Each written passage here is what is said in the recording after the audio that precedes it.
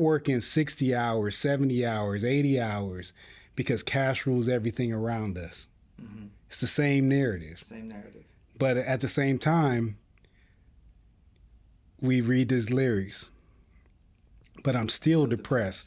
And I ask, what's it worth? What's it worth? Ready to give up, so I seek the old earth. And somehow I'm still depressed. So I got the cream, but I'm still depressed. I'm still depressed. Like I'm still back at point A. I'm still... Cream, get the money. Dollar bills. That's it. That's our conversation today, cream. Cream.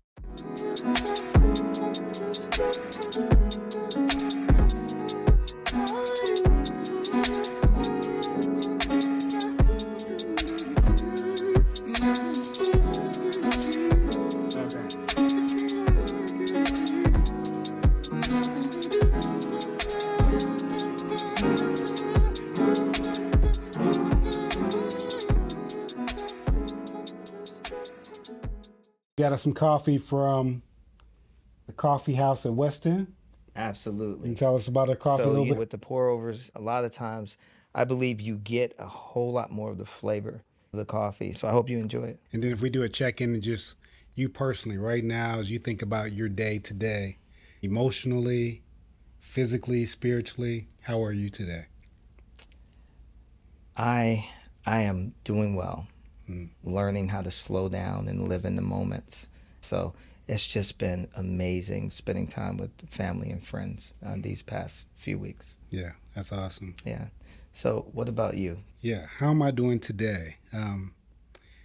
Trying to think about today in context of the past few days and past few weeks or so. Trying to measure is the word anxiety. Mm-hmm. So if you ask me in terms of measurement, how I'm doing, that's going to be like my first focus. Right. What does my anxiety look like right now today? Right. What am I anxious about? How does that feel? And so if I would be honest with you right now, it's a little higher than the last couple of days. So one of the things that I've just appreciated is being able to communicate, being able to talk, being around good people that love us, things of that nature. Awesome. Yeah. How are you resting? How am I resting? Great question. Mm-hmm. How am I resting right now? I would say one of the greatest ways that I'm resting right now is just slowing down, slowing my mind down, slowing my thoughts down, making sure that I'm present, like in the moment. Right. Present with myself, present with you right now, being present with my wife. One of the things that we did yesterday was to go have some lunch together and to go take a ride together to the market, Cool. Something like that. Just to be present with one another, not to focus on all the other scenarios. A tremendous answer. I think there's something to be said about the slowing down and being present. I think we miss so much when we're not. Mm-hmm. Even on days that I can say that things are going well, right. I think it's important to note that there's a journey to that. Mm-hmm. Because I'm still learning how to rest in those moments and to carry that wellness into other moments. Mm-hmm. There are things that happen throughout our day that could possibly throw us off, and if we're not present, and if we don't slow down, then we don't always see things in the moment as they really are. Mm-hmm. When you're running through the house, if you're not paying attention, you can trip over things or whatever. I think life is like that.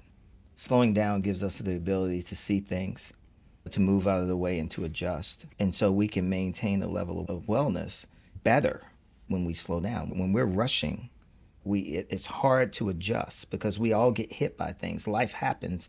I always say it this way, life happens at the speed of life. And so slowing down is intentionally saying, I want my speed of life to be more manageable so that I can actually see the things so when they move in front of me or other things happen, maybe I can step over something or maybe I can move around something, maybe I can adjust myself in a way that I can deal with whatever obstacle comes in front of me. Yeah. What I've realized is that these conversations themselves give me an opportunity to rest. Having the conversations about rest, about our anxieties, our worries, our fears, the things that we are busy about in life, the more that we're talking about them, the more that it gives space to begin to rest. The more it gives me an opportunity to realize, okay, I really need to examine, where I'm at so that I can press into the rest that is available for us. Right. While we're resting, That's good. I've been eyeing this muffin that we got next to me, and I want to get into this real quick too while we're eating. So we've got 2 muffins here from cafeteria that I want to get into. So we got 2 ube muffins. Ube.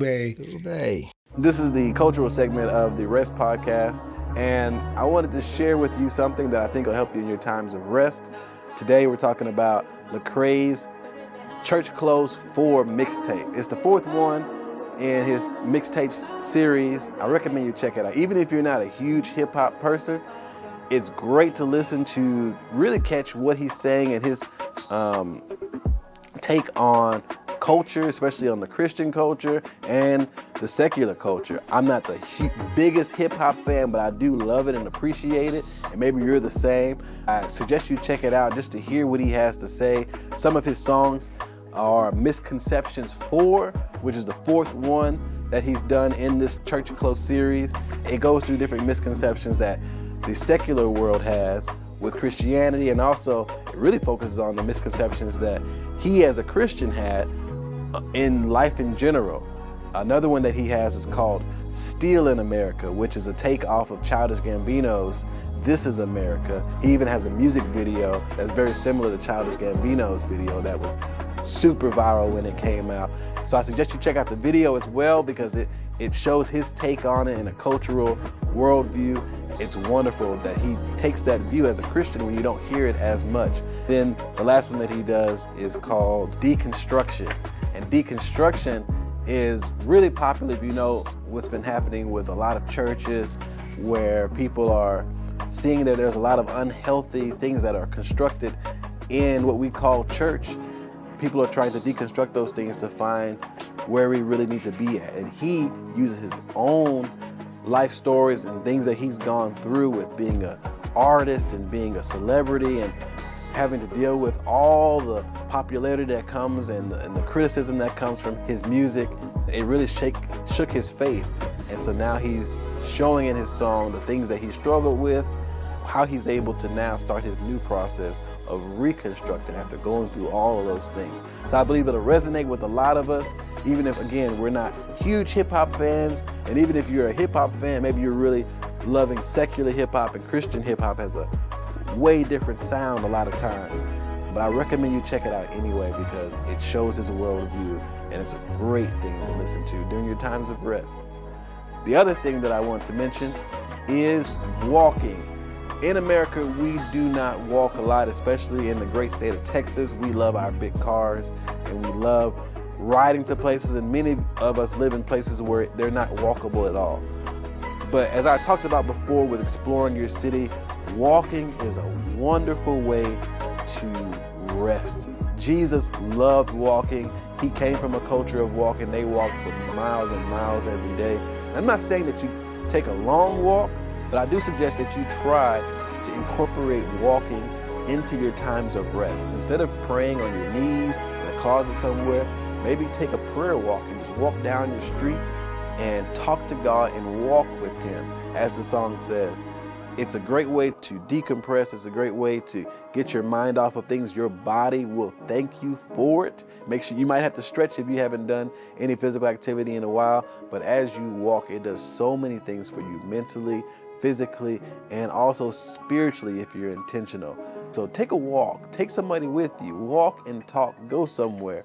Incorporate those things back into our culture, because it will help you out. It'll give you some vitamin D from the sun, which our bodies need, and it'll help you to rest.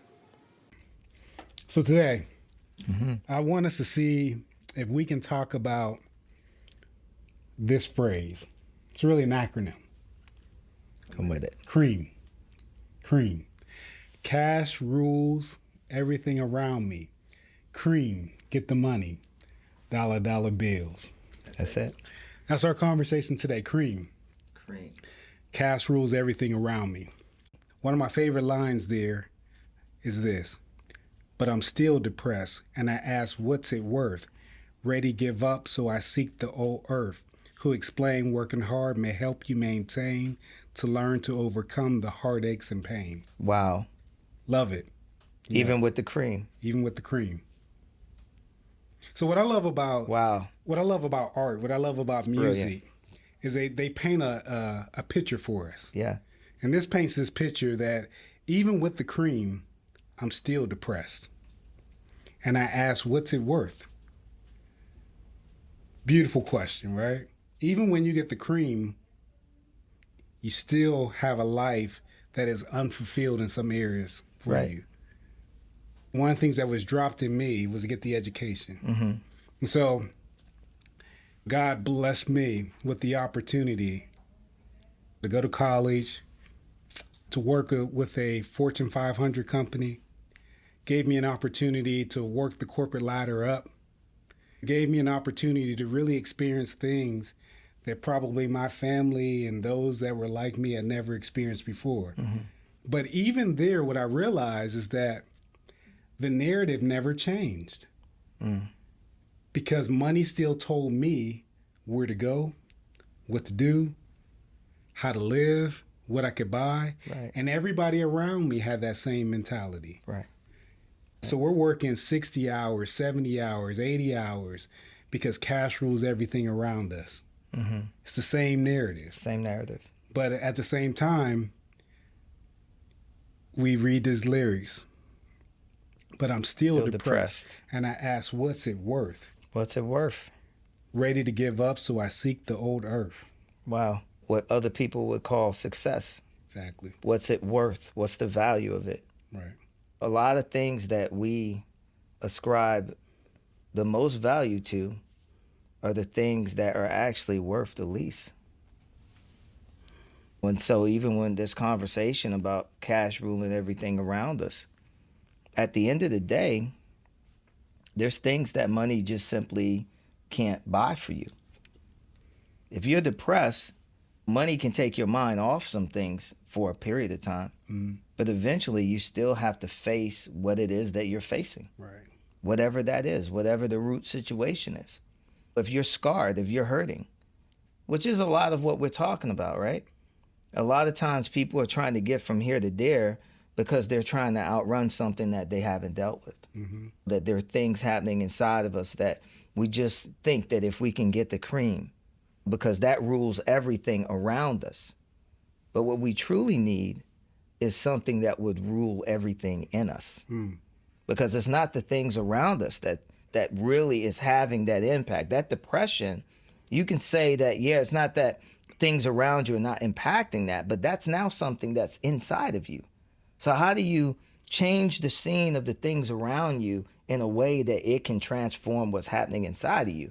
There's not enough money to do that because you keep changing zip codes and changing the weather and changing your clothes and changing your jewelry and changing your car and changing your wife or changing your husband or whatever it is. And somehow I'm still depressed. So I got the C.r.e.a.m, but I'm still depressed. I'm still depressed. Like I'm still back at point A. I'm still that kid in your small town. I'm still that kid, sitting in the projects. At the end of the day, a grown man with a whole bunch of zeros, in your bank account, but you're still depressed. That lyric still resonates. There's somebody right now probably riding around in the nicest car that's playing that right now. And it resonates with them right now in this current moment, although they got the C.r.e.a.m. There's no better phrase. Cash rules everything around me. Right. When I think about cash rules everything around me, I got to go all the way back to where I grew up. And I got to go all the way back to the mentality that kind of shaped and formed me. We had one car growing up. Whenever Dad was working a long shift, Mom usually had the car. And there were times where I would actually ride to go pick him up. You could start to smell the meal when you got about 2 miles away.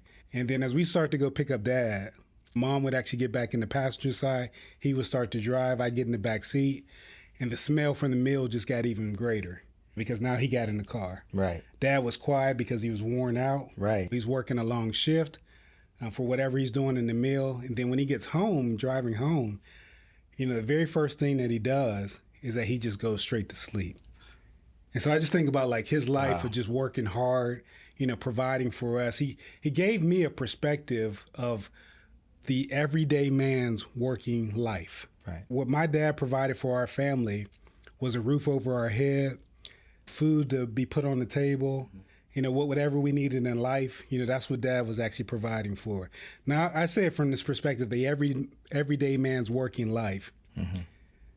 What I never had a conversation from my dad was why he was doing what he was doing from a sense of his gifting and talents and abilities. Right. My dad was a very gifted man. Right. But I knew that he was working in the meal because it provided for us. Right. And that's where I learned about this phrase, cash rules everything around me. Because cash ruled everything around our life, meaning that it was going to tell us where we could drive, where we could go, what we could do, where we could live. Right. And it didn't necessarily matter who we were as people. That simple phrase of money was going to dictate our life. Wow. So that's what I think about growing up. And I think there's a little bit more to it that I want to share. But I just wanted to give us a little bit of context of when I think about money itself, it's about the rulership of money. Right. It's about how money actually rules our life. Because there's other individuals that I think that have a similar story, but the lane, how they actually got there is very different. Well, I mean, my life was very different than yours. I grew up in a single parent household. My dad was around, but it was just me and my mom. And, I'm my mom's only child. And so, born in Brooklyn, my mom moved to Staten Island when we were very young. My grandmother was a huge part of my upbringing because she was present. And then eventually I ended up moving and living with my grandmother. Being born, not just in Brooklyn, but a lot of my family on my mom's side is from the projects, Red Hook projects, in Brooklyn. And we moved to the projects in Staten Island, West Brighton. That's where we were. And so when I look back, really,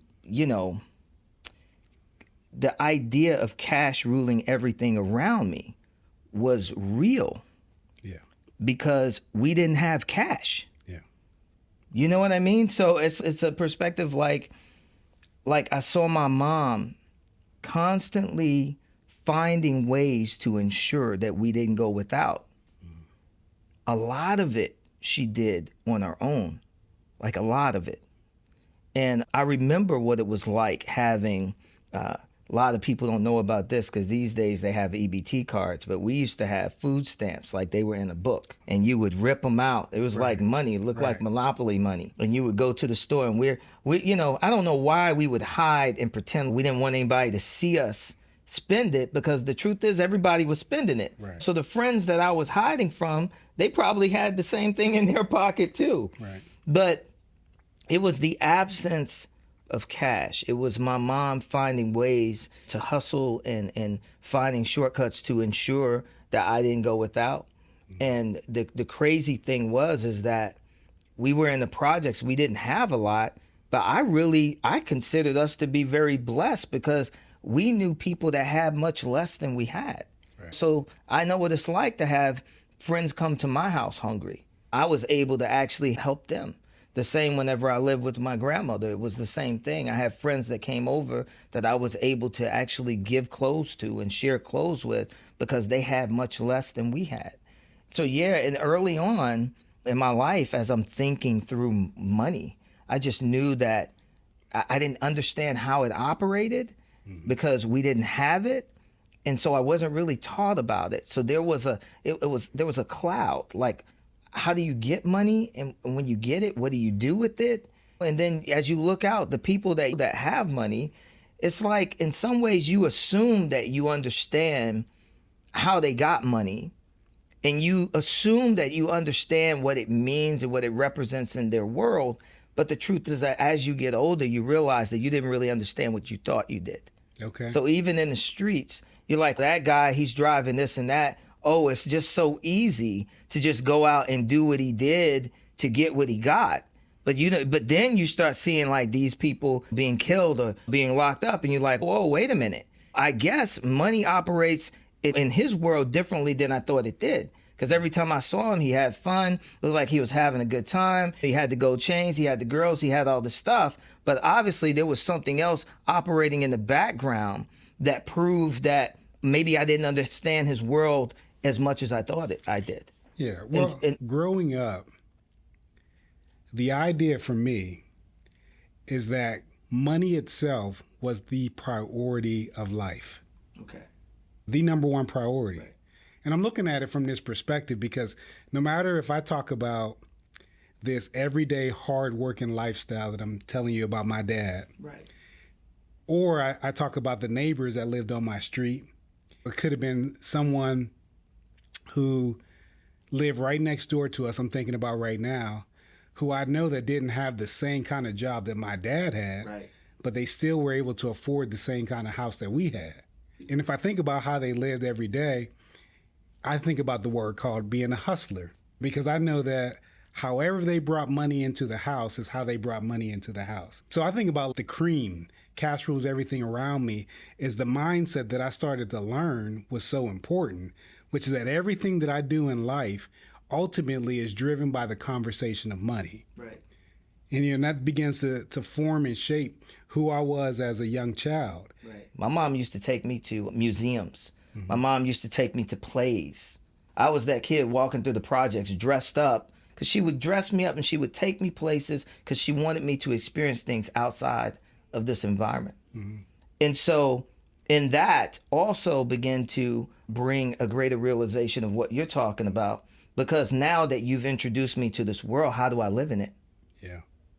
You see what I'm saying? So I'm in this world, but Mom, you're introducing me to this world.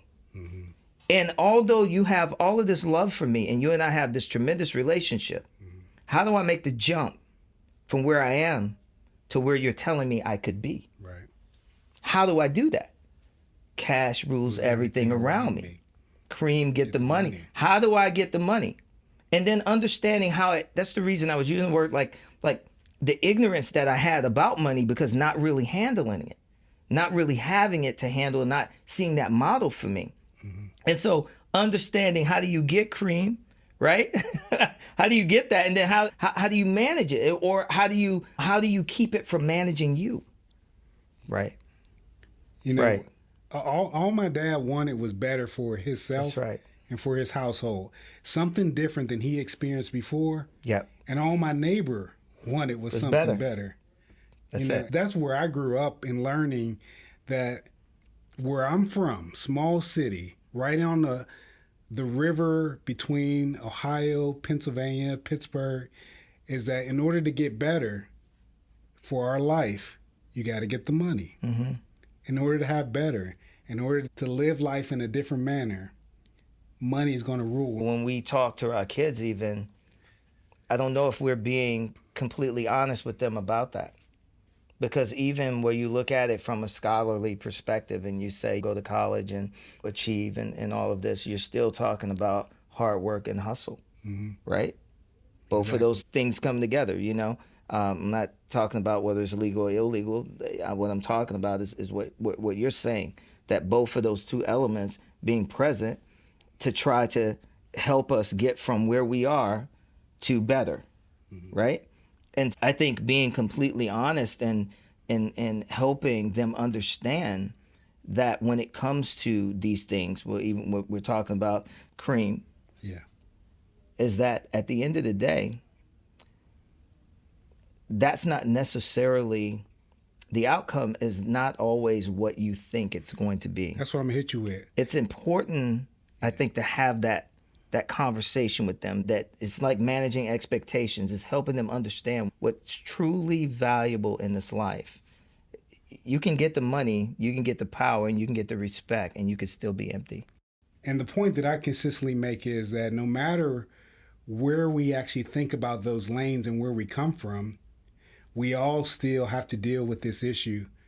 Does money really rule my life? Wow.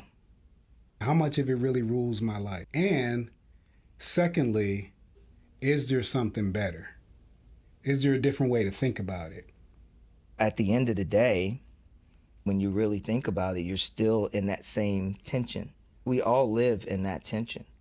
There is a saying, and I'm sure that we've all heard this, it's a misquote actually from the Bible, which says, money is the root of all evil, right? It's not money is the root of all evil. Right. It's the love of money, right? But I think oftentimes we live in that tension where what we've learned about c.r.e.a.m, what we've learned about money, sometimes also rules the way that we pursue money or the way that we handle money when we have it. So many of us still in that tension. We feel that money is evil. We don't know how to handle it or how to deal with it. And sometimes we aren't responsible with it. We're irresponsible with it because we don't understand it. We don't understand what it could be used for, the usefulness of it. Because this idea of cash ruling everything around us, if you've been hurt by the cash that's ruling everything around you, you felt insignificant because of the cash that's ruling everything around you. You've been scarred. You've been stepped on. Maybe you've worked hard and you've had people still, push you down the ladder or push themselves up climb on your back. Some people's experience with money is very negative to the degree that they feel some kind of way about rich people, or they feel some kind of way about finances. They much rather, I don't care about being rich, I'm good just being, whatever. And then there are other people whose experiences have been, I've never had it, and I'll do whatever I can to get it. Both of those extremes are very dangerous. Yeah. The person who doesn't value it in the sense of it being a tool and being able to accomplish some positive things in your life and in your environment, and even in the direction of your family, and those people that actually overvalue it to the degree that they think that it's the answer to everything. Right. I think both of those extremes are very dangerous, and we live within the tension of balancing. I'm not necessarily saying that money itself is an evil when I talk about this cash rule everything around me. Right. What I'm trying to bring a highlight to the point is what truly rules your life. Right. Because there's an opportunity where I've known, and I would say that I'm not the billionaire of the world, but I know individuals that have significant means. And if you look at their life, there are some people who have significant means of resources and wealth where money doesn't necessarily rule them. It just becomes an opportunity for some people. I'll give you one example. I know an individual that is extremely wealthy, right? And knew him for years and didn't know he was wealthy. Right. I could look at his car. Right. I can look at his clothes, and I can look at his lifestyle. And unless you would have told me, you would have never known. Would have never have known. So I would look at that individual as like, to start a new narrative conversation. Oh, cash rules nothing around you. Nothing around it. How does cash not rule everything around your life? Where I grew up, cash had to rule everything around me. Right. Seeing an individual who has a wealthy life, but actually find a different priority in life, was really enlightening. Yes. And the conversation where I talk about does cash rule your life is what I think about. Because I think that it's really significant that you can find value in things that are different than the material resources of this world. Yes. And I think it gets to this conversation, which is what is your priority? Yeah. What are the things that are important? What are the things that you value? What are the things that give purpose in life? Yes. And it becomes a whole different conversation. Because if I look at some people who live a life where money is the ruler of all things, the things that you do immediately tells you what you value. It's a fact.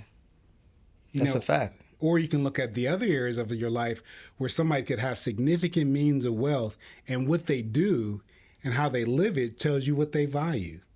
Maybe that individual who I'm saying has significant wealth, every single week you see him serving the homeless. Right.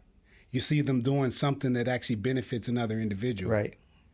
It has nothing to do with getting the cream for their own resources, but their purpose becomes how can I actually change somebody's life Right. with what I have?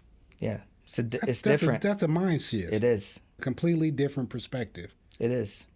And I think that's important to point out, because the people that have been hurt by money and that view it as being evil oftentimes don't see the opportunity Right. that these resources can provide for you to actually help someone that may have been in your same situation. So sometimes, like I said, it's living within that tension, is understanding this tool and appropriating it well. And sometimes there's healing that has to take place in order for us to do that. Maybe from both sides.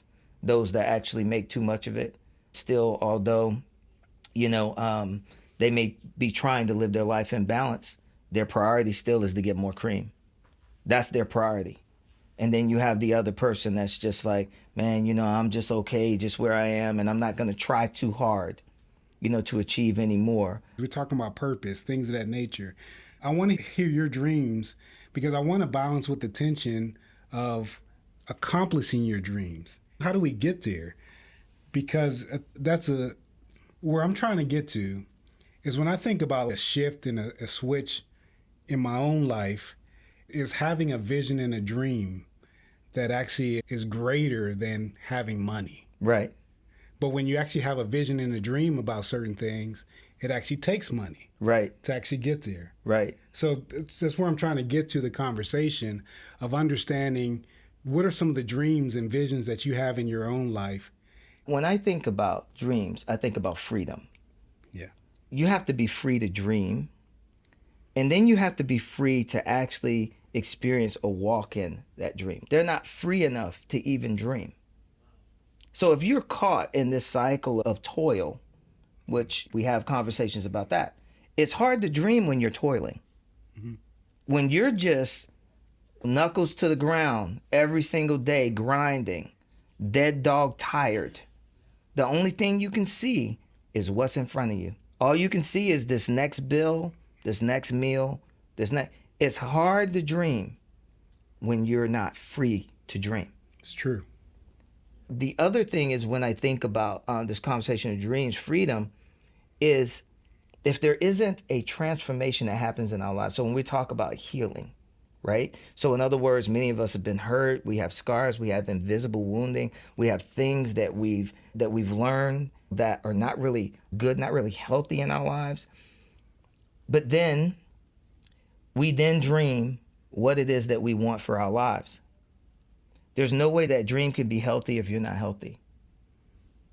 So here's what I mean by that. Oftentimes, when we think of dreams, we're like, I want to be able to do what it is that I want to do with my life. So I need the cream to be able to live the life that I want to live. So people these days will call it like my best life. How do you even know what your best life is with you not being healthy?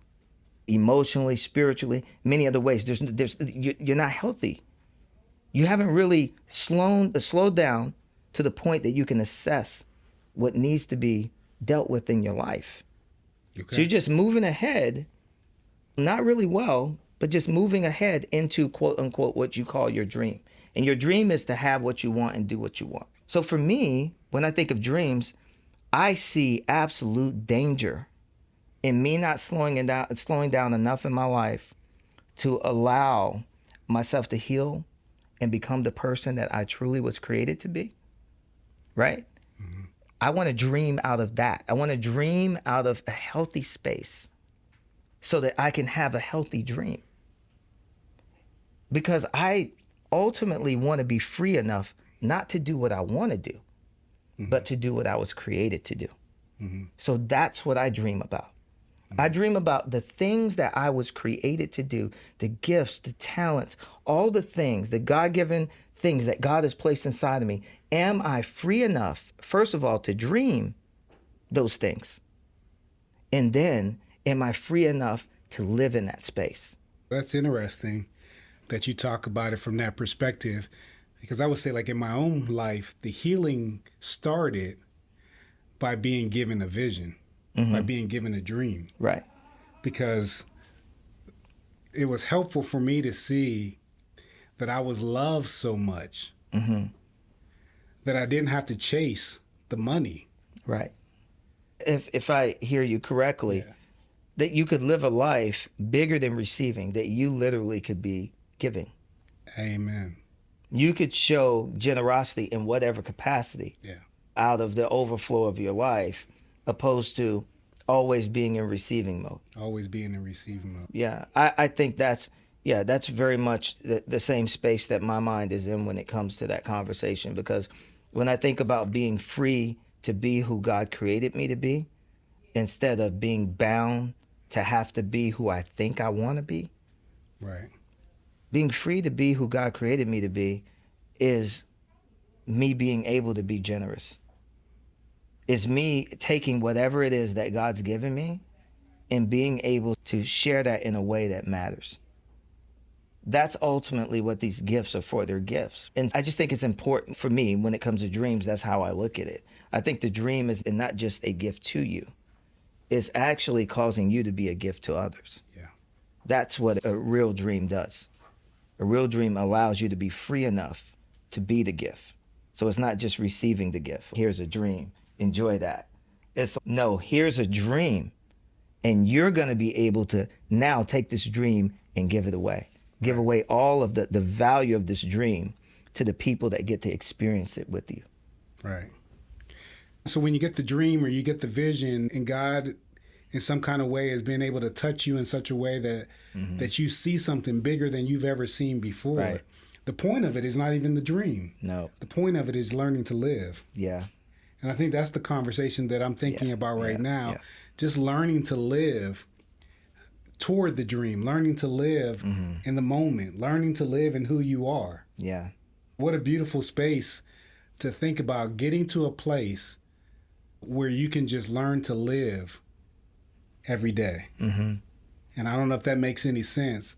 So I want to unpack it a little bit of just learning to live every day. Because there are times where we get up and learn to live for a reason. If it's money, we get up and we learn to live for the money. Or we get up and we learn to live for the vision. Or we get up and we learn to live for the purpose that we think that we are supposed to accomplish. But when do we get up and we just learn to actually live? Yeah. When we actually learn to just experience everything that is available for us in life and to live out everything that is available within us. I love what you're saying, because I think that's a better way of illustrating what I was talking about with freedom, because that's what I mean. I feel like we have to be free to do that. Yeah. And we get so bound and so tied up in life that we're not free to just live. Yeah. Free to just live, free to just be. Right. Without the constraints, without everything pulling on you. Right. Without all the weight. Yeah. Yeah. There's an aspect of trying to figure out, man, who am I really? And why am I doing this? Am I doing it to express what's inside of me and giving it out to the world? Or am I doing it for the purpose of actually trying to accomplish something? Yeah. So that's our journey. Yeah. That's the journey. Yeah, that's our journey of trying to understand what's really inside of me. How can I even look at myself honestly, accept who I really am, and then boldly begin to live that out before all in this world? Right. It's a beautiful journey. It is. It's a beautiful journey. And Hard journey too. Hard journey.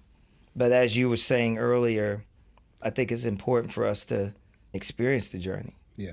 Because that's literally how these things are revealed to us, how we begin to see things through, I think, a different lens or a better lens. Yeah. Speed kills. Yeah. That's a fact. Whether we're talking about driving or we're talking about living, speed kills.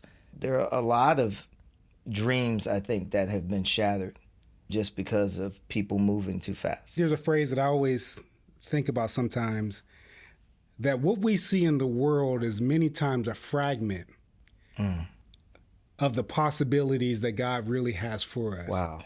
Like within each and every one of us, there's already a knowing of what we are supposed to do and who we're supposed to be. But when it's expressed sometimes, it's only expressed in fragment form. There's a fullness that truly is available if we actually learn to slow down, Wow. tap in, understand the identity and the purpose behind what's supposed to be done. Wow. That's all I can say to that. That really hit me. You have to drop it right there. Mic drop. Mic drop. Thank you for joining us today. If you enjoyed today's content, click the like button and subscribe so that you can receive notifications for more of the recordings and information that we'll be sharing. We'd love for you to join us next time. So click that like button and subscribe to the Rest Podcast.